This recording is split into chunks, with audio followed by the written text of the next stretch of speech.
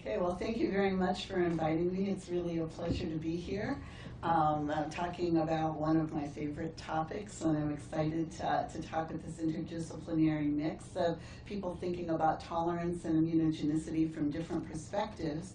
And I'll be focusing today on T-cell co-inhibitory pathways and cancer immunotherapy, really focusing on the PD-1 pathway. And just for disclosures, I have patents licensed not exclusively on this pathway to the companies listed here. So what we've learned over the past several years, and a number of people have been studying tumors in the immune system. And work from Thierry Boone and others have indicated that tumors can express tumor antigens. And elegant work from Robert Schreiber showed that the immune system surveys tumors and can eliminate many early tumors. However, tumors are very clever, and they've devised multiple mechanisms to evade the immune system. The tumor microenvironment is highly immunosuppressive, and tumors, and in that environment, there are molecules that inhibit immune responses. And so a new promising strategy for tumor therapy involves blockade of these immunoinhibitory pathways, so-called checkpoint blockade. And the idea is that pathways that are used by tumors to inhibit anti-tumor immunity are blocked. And so I'd like to introduce you to what these pathways are. These pathways are actually key immunoregulatory pathways that control T-cell responses and really take us back to the concept of co-stimulation, which according to this cartoon is summarized here. And since we have a diverse background, I'll just summarize for you the underpinnings of these type of therapy. So co-stimulation was posited as a means to understand why it is a T-cell would respond to foreign substances but not to self. And so according to this model, for T-cells to respond to foreign substances, they need to receive two signals. The first signal is what confers specificity to an immune response and involves antigen recognition. But in addition, a second signal, or co-signal, was needed for complete activation of a T-cell. And these pathways was postulated, and a hypothesis was developed to explain how a naive T-cell would become activated. And we've come a long way since this understanding. We now appreciate that there are positive second signals that promote T-cell activation. And in addition, we know that there are negative second signals that inhibit T-cell responses. And what we've learned is that many of these negative second signals are actually key mediators of T-cell tolerance. And while this two-signal model of T-cell activation was initially proposed to explain how it is that a naive T-cell would become activated, we now appreciate that these pathways not only regulate naive T-cells, but control T-cells throughout their life history. They control effector T-cell responses, as well as memory responses, and also regulatory T-cells. One of the surprises in immunology has been how many inhibitory pathways there are. And this is a slide from a review article that I wrote with Gordon Freeman several years ago now that just depicts several of these pathways. CTLA-4 was the first inhibitory receptor, the co-inhibitory receptor discovered. It was really work from my laboratory and TAC-MAX laboratory that first revealed that some of these pathways could be inhibitory. When we made a mouse that lacked CTLA-4, and this mouse spontaneously developed an inflammatory process, and then work from a number of labs, including my own, went on to show that CTLA-4 is an important mediator of tolerance. We also know that there are a number of other inhibitory pathways, LAG3, for example, the PD-1 pathway, which I'll be focusing on this morning, as well as CD244, BTLA, TIM3, and many others.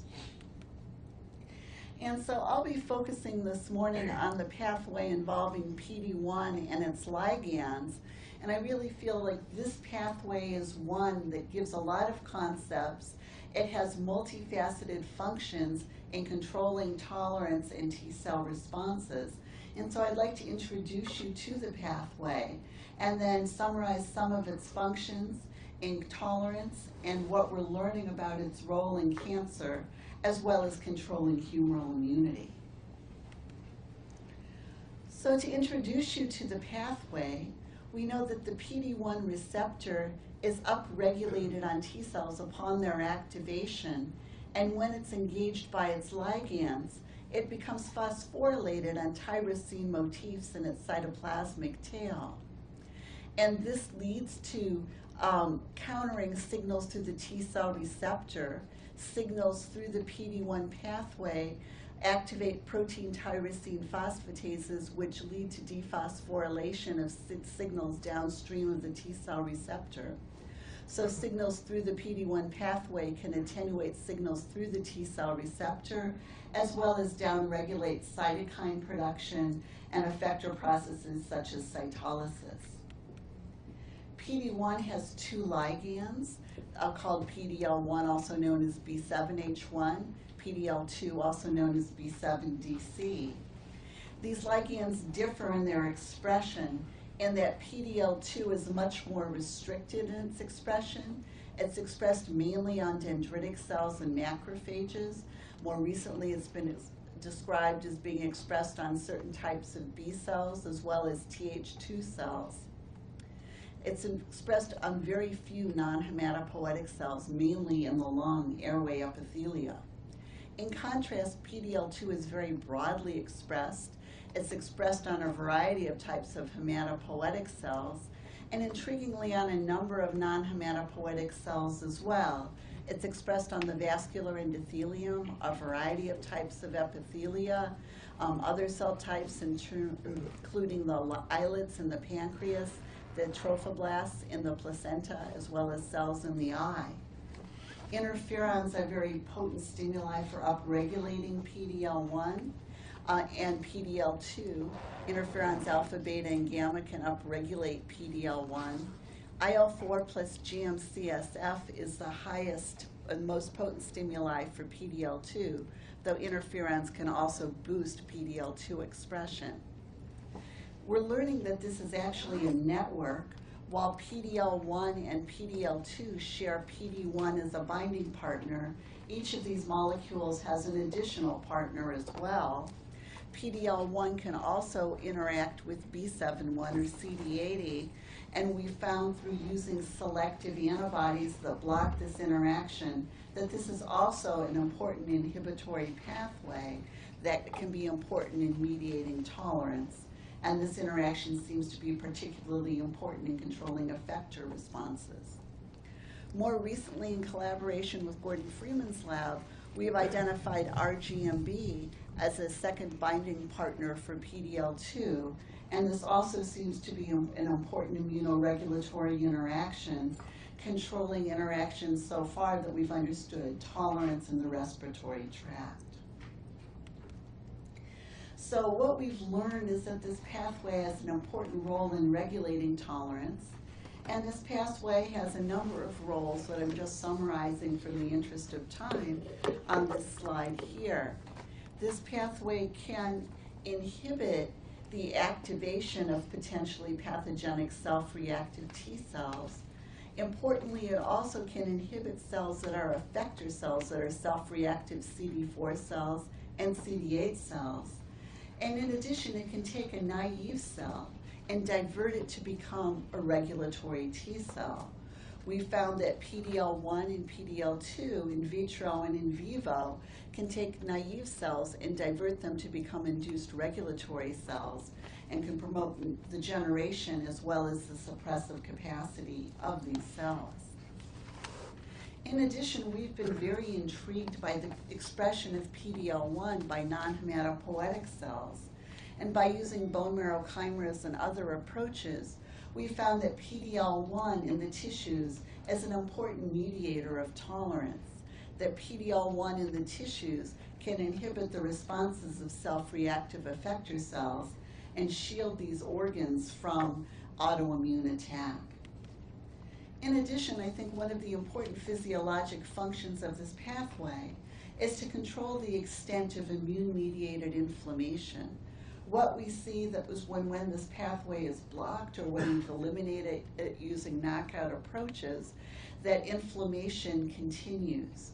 We see that this pathway has important roles at a variety of levels, and we're now doing deeper analyses looking at PD-1 on different cell types in particular. And I think what makes this pathway so interesting is that it controls tolerance in multiple ways. PD-1 on the vasculature may be important for controlling extravasation of immune cells into the tissues. PD-1 may have cell intrinsic roles on certain cell types, and then in the tissues themselves being expressed on epithelial cells and other cell types also offers the possibility to control T-cell responses. Well, perhaps the smartest immunologists, the microbes and the tumors, have used this pathway, and essentially what they've done is they've exploited this pathway to evade immune eradication. And wonderful collaborations between my laboratory and Rafi Ahmed's laboratory and Gordon Freeman's laboratory identified that this pathway is a key mediator of T-cell dysfunction, a so-called T-cell exhaustion that can occur in cancer and chronic infection. So just to introduce you to this concept, what is T-cell exhaustion? This is a process that develops progressively in the setting of chronic stimulation. So if we compare here an acute infection such as influenza virus to a chronic infection, that if we have a viral infection, a naive T cell, for example, a CD8 cell can become activated. When you have an acute infection, you get activation, differentiation of some of these cells to memory.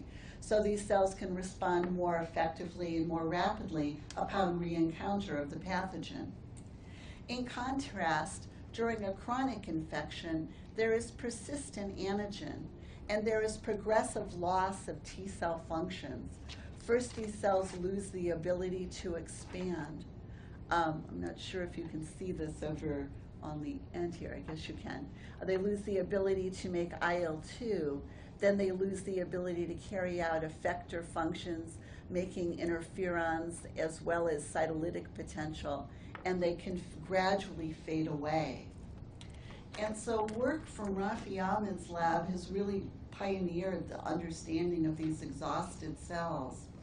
And in part of a wonderful collaboration that's ongoing, he discovered that a number of these inhibitory molecules were upregulated on these exhausted cells. And in collaboration with Dan Barber and John Wary, we found together that PD-1, which is upregulated on these exhausted cells, is an important mediator of T-cell exhaustion. That if you use blocking antibodies to PD-1 or PD-L1, you can revive these exhausted cells, and these cells then can expand again and carry out effector functions. So this was first described in the LCMV chronic infection model, and then very rapidly, within a year, it was determined by Bruce Walker, Rafik Sekali, and others that this chronic infection extends not only from animal models, but also is observed in the setting of HIV, hepatitis B, and hepatitis C, as well as in cancer. And so what's intriguing is PD-L1 can be expressed on tumor cells themselves. PD-L1 is expressed on a variety of solid tumors and certain hematologic malignancies.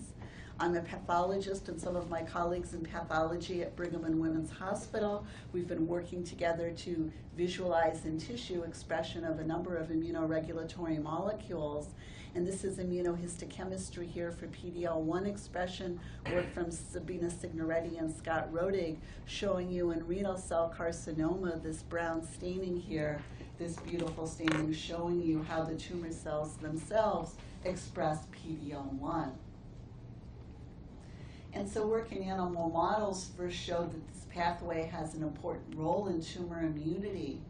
We now know that PD-1 is highly expressed on tumor-infiltrating lymphocytes and that these are highly dysfunctional. and the blockade of PD-1 or PD-L1 can block this dysfunction and revive these cells, enhancing their cytolytic potential as well as their ability to make certain types of pro-inflammatory cytokines. And so this pathway really has gone forward now with therapy. As many of you know, PD-1 was approved by the FDA last week for indications of metastatic melanoma. And there's been very dramatic work in this area, work from Suzanne Topalian and Julie Bramer, as well as many others in clinical trials, showing response rates of 20 to 50% depending on the tumors. PD-1 blockade has been effective in a number of tumor cell types in the setting of metastatic melanoma, renal cell carcinoma, small cell lung cancer, bladder cancer, and others. One of the things that's quite remarkable is the durability of these responses. It's still early days, but patients have durable responses for a number of years, for over several years. Work from Steve Hody, a colleague at the Dana-Farber Cancer Institute, has done a lot of work in the area of checkpoint blockade, work with ipilimumab, anti-CTLA-4. He recently has shown that the responses are durable for over a decade. So there's a group of patients who can respond well, and there's a lot of work now going into understanding who are the people who respond, as well as understanding there are those now who do respond. Some patients do progress. What leads to resistance? So there is great interest in understanding mechanisms by which this pathway can exert its effects in responders, who becomes resistant, what pathways are used, and why. And one of the areas of interest is thinking about exhaustion more broadly than PD-1. We appreciate that T-cell exhaustion is more than just the PD-1 pathway, that actually multiple inhibitory pathways contribute to T-cell exhaustion. This is work from John Ware's lab that I'm summarizing in this slide, where you can see in the setting of the chronic LCMV infection model here, showing that compared to an acute infection where the T cells will express none to one inhibitory receptor, that in chronic infection, that these T cells often express multiple inhibitory receptors. And that if one looks at the number of inhibitory receptors that these cells express and the functionality of the cells, here the readout is looking at dual production of interferon gamma and TNF alpha. You can see that the more inhibitory receptors that are expressed, the more dysfunctional these cells can become. So that's led to work from our lab and others to look at co-inhibitory pathways and co-blockade. The idea being that if these receptors are co-expressed, that blockade of PD-1 can give you some benefit, but perhaps one of the reasons why you only see a partial benefit is that multiple inhibitory receptors are being expressed. And indeed, there's been work showing that while T cells co-express a number of inhibitory pathways, that co-blockade leads to better rescue of these dysfunctional cells and efficacy than blockade of a single pathway alone. Work from Anna Anderson and Vijay Kutru's lab first showed that PD-1 and TIM3 co-blockade can enhance anti-tumor immunity. Work from Dario Vignali and Chuck Drake showed that PD-1 and LAG-3 can lead to better anti-tumor immunity than blockade of either pathway alone.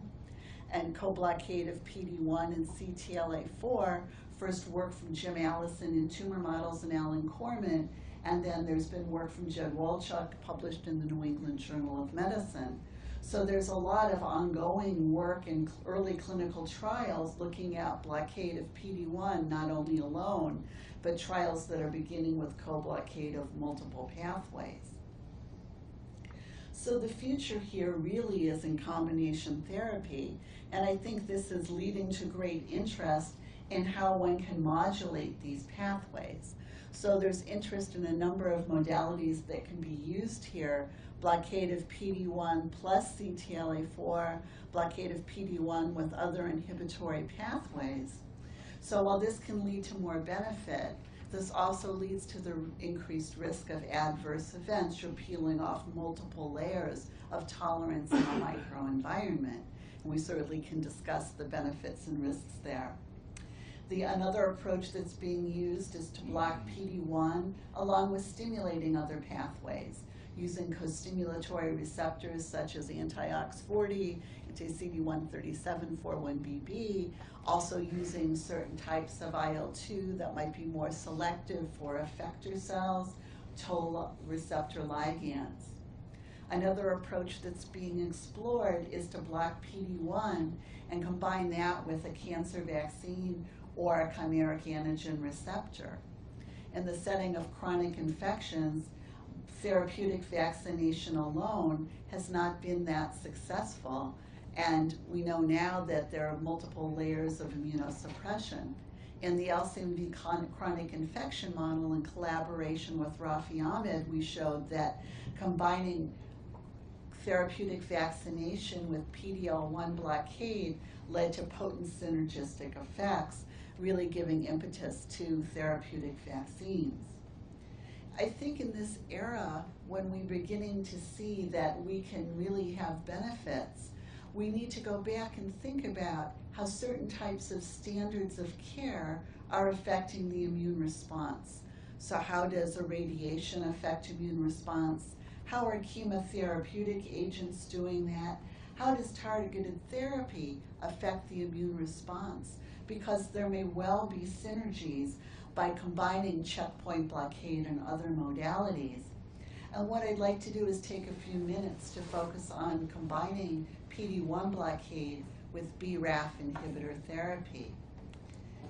This is a slide that I've borrowed from Tony Ribas, which shows that immunotherapy can affect a limited number of patients, but the responses are durable.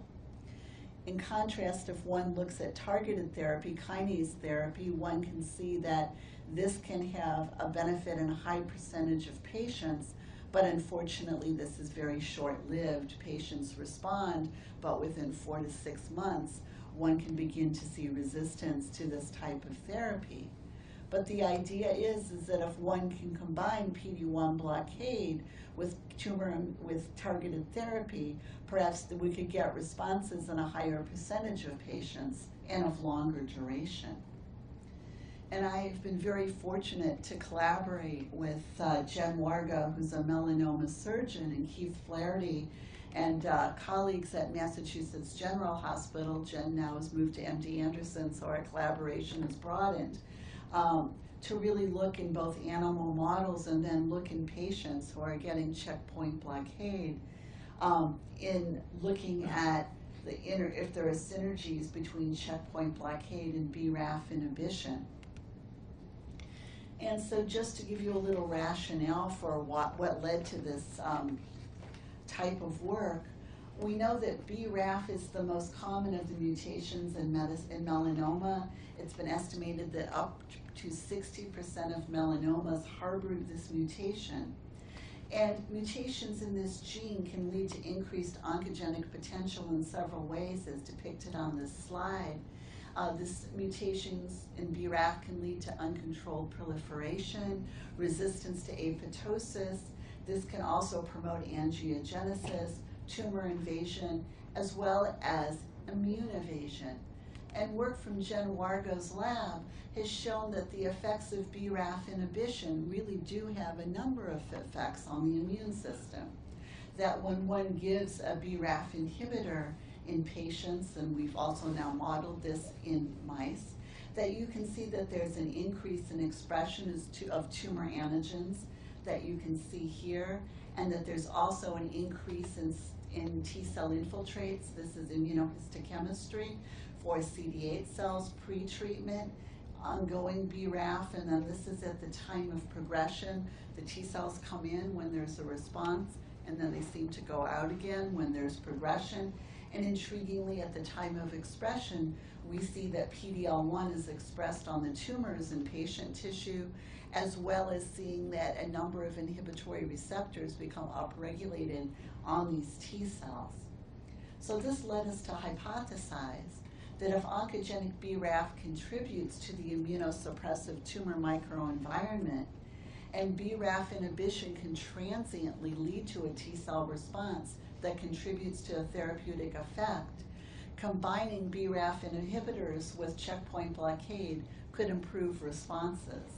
And there are clinical trials ongoing now that are combining B-Raf targeted therapy with immunotherapy, and correlative studies in these and other trials really are critical to understanding mechanism, and it's really a privilege and a pleasure for me to collaborate now with surgical oncologists to ask some of these types of questions.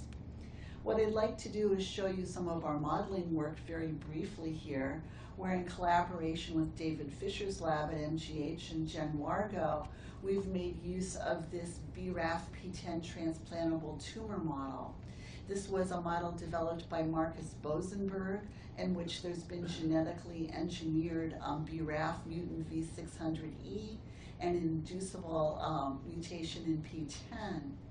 Unfortunately, spontaneously, there's great variability in using this model. So in collaboration with Jen Wargo and David Fisher, we've characterized a tumor cell line that was developed from this mouse and which can lead to tumors.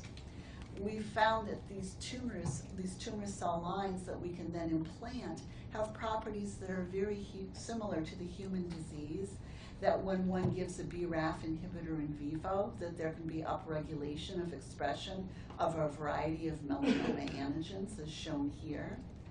In addition, these tumors express PD-1 and MHC, and when you give interferons, there's marked upregulation of PD-1 as well as MHC class 1, similar to what's been seen in human patient samples. We found that when one gives B-Raf inhibition, and the tumors will respond, and this can improve survival as well as inhibit tumor growth in a dose-dependent fashion. We know that if we eliminate CD8 cells, that we can abrogate much of the effects, so this seems to be a CD8-dependent response. Similar to what's seen in patients, when we look at this, we can see that there's an increase in the number of T cells in these tumors when we give B-Raf inhibitor.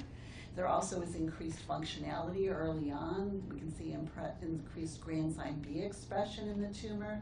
When we sort out T cells from the tumor, we can see that these T cells are expressing interferon gamma and TNF alpha, for example, and are making more on a per cell basis. So convinced that this was a useful model to be able to look at co-blockade, we've done some studies to ask the question whether PD-1 can synergize with B-Raf to slow tumor growth. And this is a very challenging model in which we give tumors and we wait until the tumors almost get to 1 centimeter in size, and then we give B-Raf inhibitor alone or along with anti-PD-1 or PD-L1. And this was given to mimic a heavy tumor burden. Under these conditions, we can see that there is an increase in survival and a delay in tumor growth. And similar to what we see has been seen in patients for B-Raf alone, we can see that there is some effect, but there is a marked increase in the number of CD8 cells in the infiltrates in animals that are given combined therapy of B-Raf inhibitor and anti-PD-1. And when we query the functionality of these cells, we can see that there's increased production of interferon gamma and TNF alpha, and also there's a marked increase in the CD8 to Treg ratio. So combined therapy seems to have benefits over either therapy alone. So to summarize this part of my talk, this model I think is a useful one to study combination therapy as well as sequence of treatment, and really we're doing studies hand in hand with the people who are doing clinical trials with combinations of B-Raf or MEK inhibitor and PD-1 blockade. And so this is a very exciting time in the area as we think about T-cell immunotherapy, that we now are appreciating that T-cell exhaustion is a general feature of cancer and chronic infection.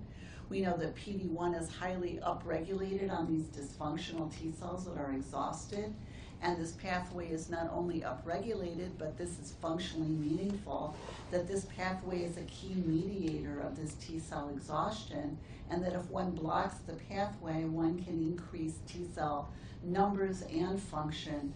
But we know that these cells can express multiple inhibitory receptors, and there's ongoing work now to understand how blockade of these pathways individually and together can improve anti-tumor immunity therapeutically. And so really the future is in combination therapy. In the last few minutes, I'd like to turn to another function that we've discovered for the PD-1 pathway, which involves control of humoral immunity. And this involves regulating a relatively newly discovered cell type called T follicular regulatory cells. What we're learning is that a network of cells controls humoral immune responses. T follicular helper cells aid in the generation of humoral immunity. These cells differentiate from naive cells. They upregulate CXCR5 and follow gradients of CXCL13 into the B cell follicle, where they can interact with B cells to lead to class switching, as well as the generation of high affinity B cell responses. More recently, another cell type, known as T follicular regulatory cells, have been described. These cells were first described by Chen Dong and Korolev in Wes's lab just several years ago. These cells develop from natural Tregs, and these cells differentiate into CXCR5 expressing cells that also can go into the germinal center. And so just to summarize these two cell types, there's a lot of similarities between T follicular helper cells and T follicular regulatory cells.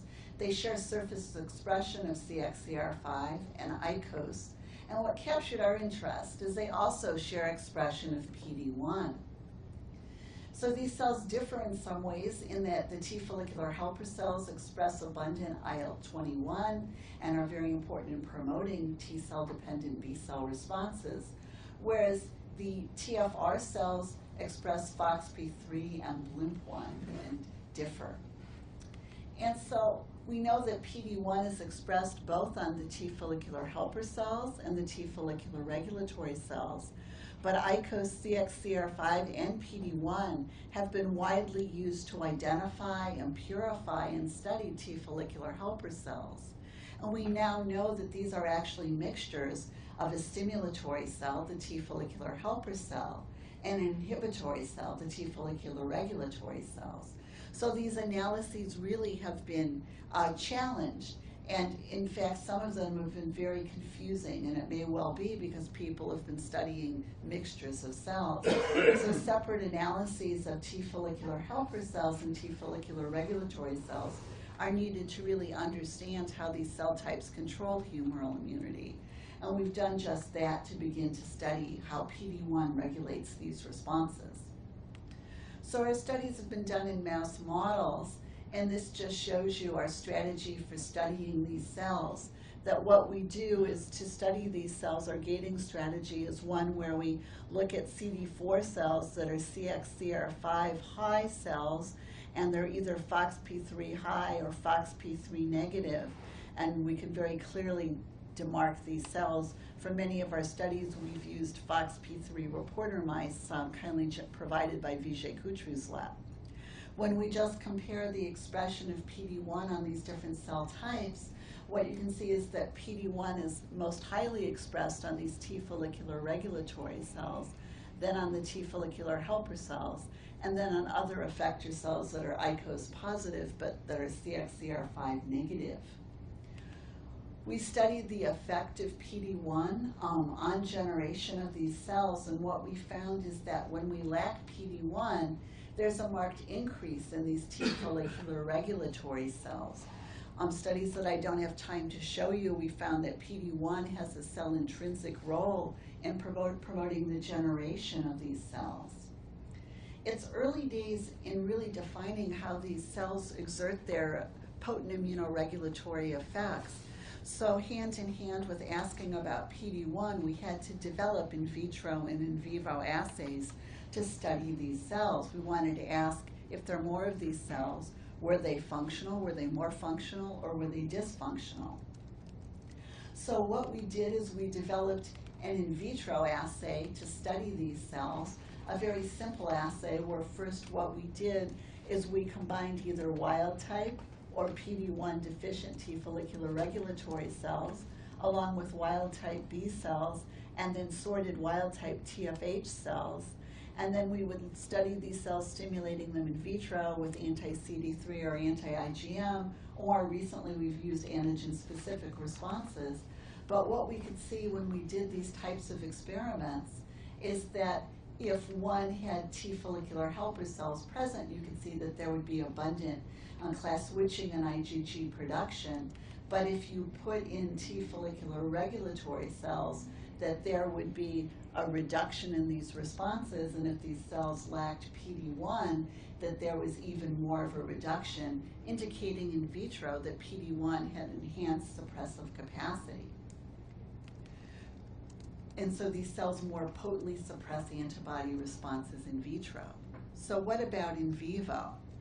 We also developed an in vivo assay to ask about the function of T follicular regulatory cells.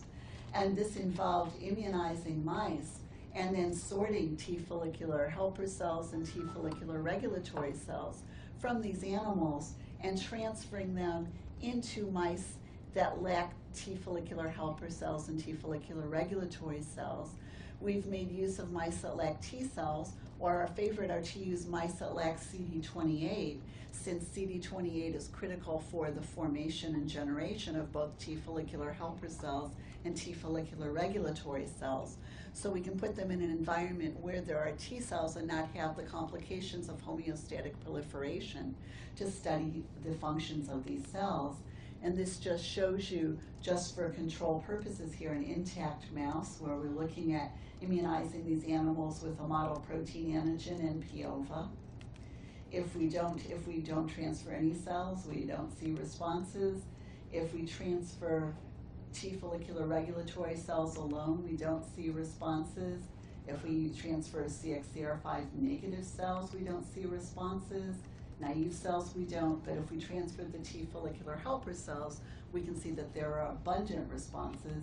But if we co-transfer T follicular regulatory cells, we can see potent inhibitory effects. By varying the T follicular helper cell and regulatory cell ratios, we found that it's actually the ratio that's most important and not absolute numbers. So we've shown that T follicular helper cells can promote T cell responses and antibody production in vivo, whereas T follicular regulatory cells inhibit responses. We found that they do this in part by inhibiting T follicular helper cell expansion and suppressing plasma cell development, and that there's dynamic control of these responses. And so we then wanted to ask about the role of PD-1, and by using this model, we found that actually in vivo as well as in vitro, that the T follicular regulatory cells are much more potent, as shown by the reduction in antibody production. So what we found is that there's multifaceted functions for this pathway, for the PD-1 pathway, and found that this pathway also controls humoral immunity by limiting both the generation and the suppressive capacity of a cell type that's important in controlling humoral immune responses. In addition, we found that there are these cells not only in the germinal center, but populations of these cells that circulate in the blood. And these cells also have potent immunoregulatory properties, and the PD-1 controls both populations. And so together we are learning that this TFR-TFH ratio is very important in controlling antibody production. And by understanding further what controls T follicular regulatory cells and T follicular helper cells, one then may be able to develop better approaches for immunization, for vaccines, for example, by understanding how adjuvants, how different types of pathogens control these responses. So I'll stop at this point. Before I do, I'd like to acknowledge the people involved in the work I presented today. The work on the immunotherapy work that I presented is really work from Vikram Junega, a very talented student in the lab, and this has been done in collaboration with Zach Cooper and Denny Frederick in Jen Wargo's lab. Jen is now at MD Anderson, and all of our work in tumor immunity is in collaboration with Gordon Freeman's lab and Steve Hode's lab at the Dana-Farber Cancer Institute, David Fisher's lab at MGH, and Keith Flaherty, who is Director of Clinical Trials at MGH, and Linda Chin, who's at MD Anderson. And I'd like to acknowledge Marcus Bosenberg and Martin McMahon for the B-Raf P10 mice. The work on T-cell exhaustion is part of a wonderful long-term collaboration with Gordon Freeman's lab and with Rafi Ahmed and John Ware's lab. And the work on T follicular helper cells and T follicular regulatory cells is that of a very talented postdoctoral fellow in the lab, Pete Sage, and this work has been done in collaboration with Vijay Kutru's lab, who's very kindly shared his reporter mice that has made these studies possible. So I'll stop at this point, and I'd be delighted to answer questions.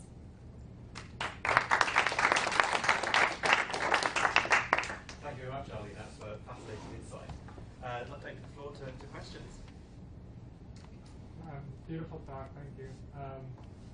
So, as you know, cancer vaccines have been disappointing to date, and there's a lot of interest in combining the anti-PD-1 with those type of vaccines. Is it clear from preclinical studies what the relative timing is of when you would give the anti-PD-1 to when you would give the vaccine? That's a very good question. That's being studied now. I haven't seen any work that's been published as yet for how to do that together.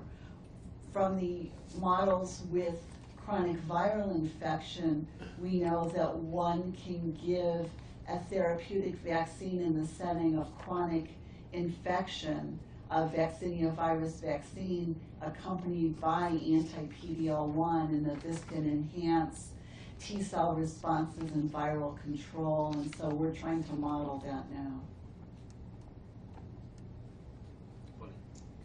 Is there any systemic issue with PD-1 pathway in people who tend to develop cancer, or is it just the tumor is growing first and then pathway gets disrupted?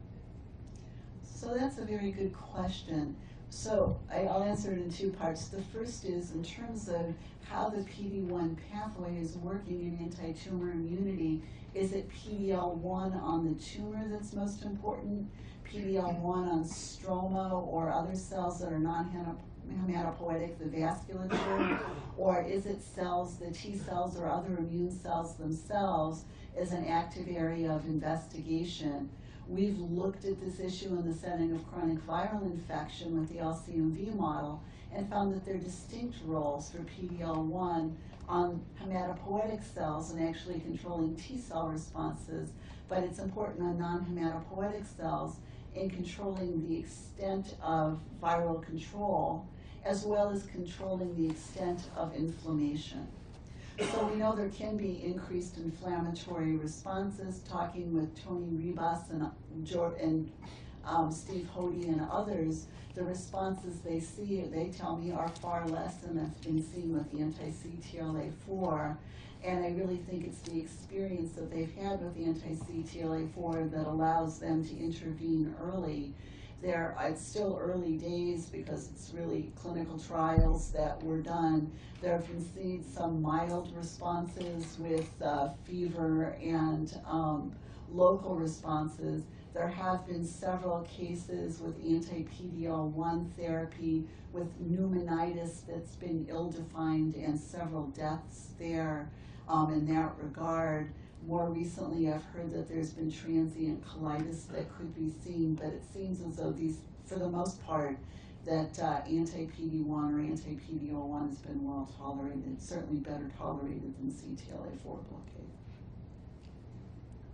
Fanny. Thanks for the talk there. I was very interested with regard to the final piece of the talk about, kind of taking the brakes off the humoral immune system. Yes. I don't know if there's been any evidence yet in any of the oncology studies as to whether there's an enhanced anti-tumor antibody response that also may be contributing because of the pathway you've described. Yes, not yet.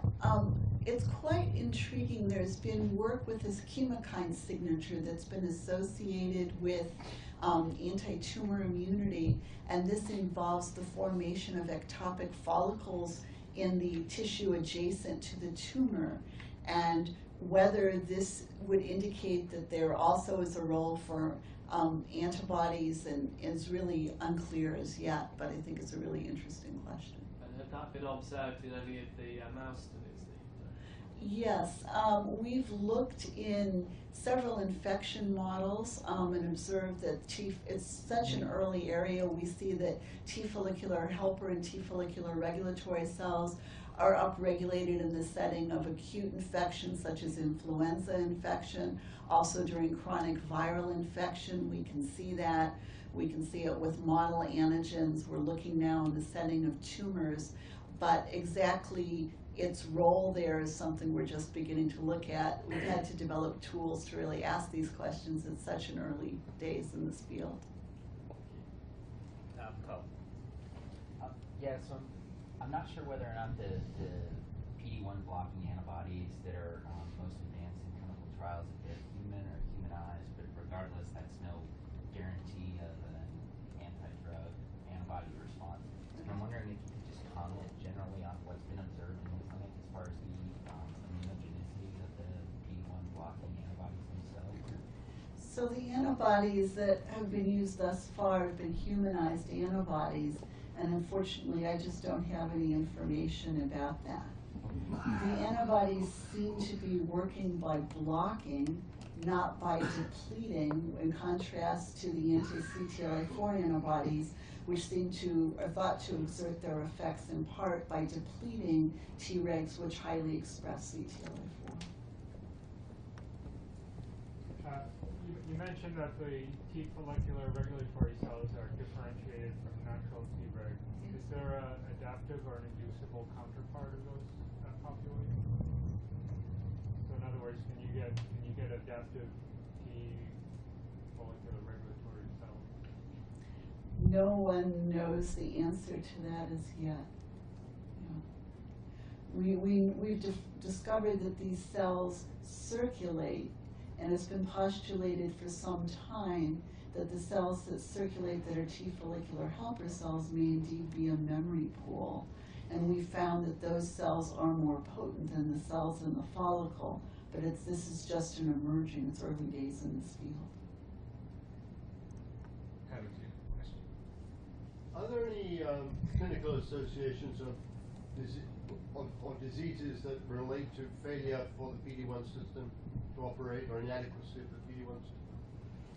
So there have been polymorphisms in multiple sclerosis, for example, for PD-1 that have been associated with the disease. But in terms of other diseases, not yet.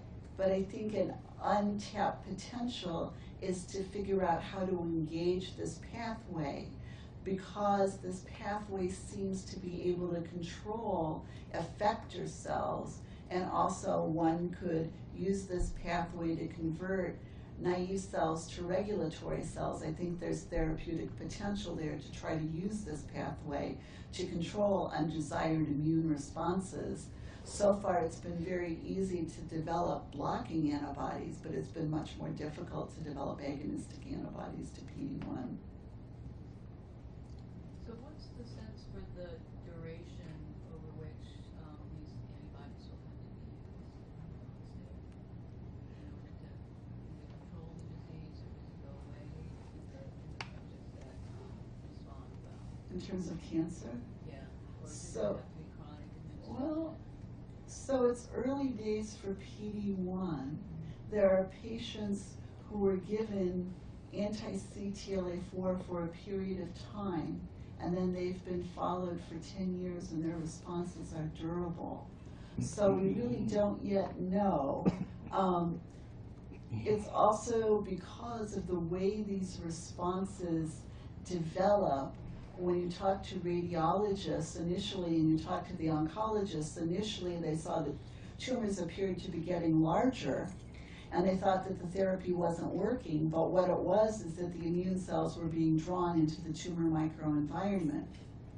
When one's looked over time and they say that there is no longer a response there or there's something less, it's unclear in some cases what they're looking at is scar tissue.